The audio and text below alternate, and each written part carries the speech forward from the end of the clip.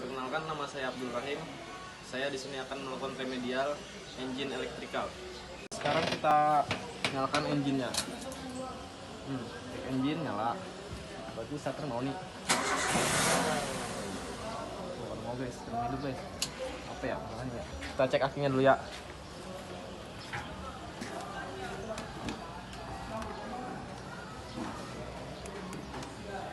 Tekanan akinya 12, berarti akinya baik.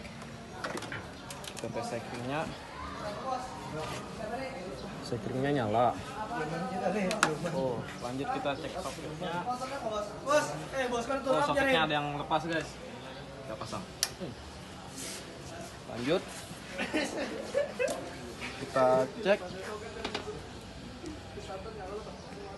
soket VFI nya.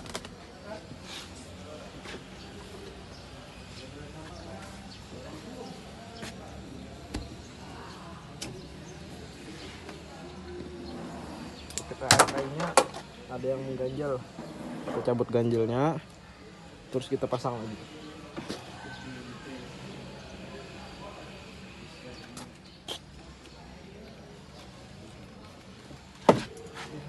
Dan sekarang kita coba nyalakan lagi.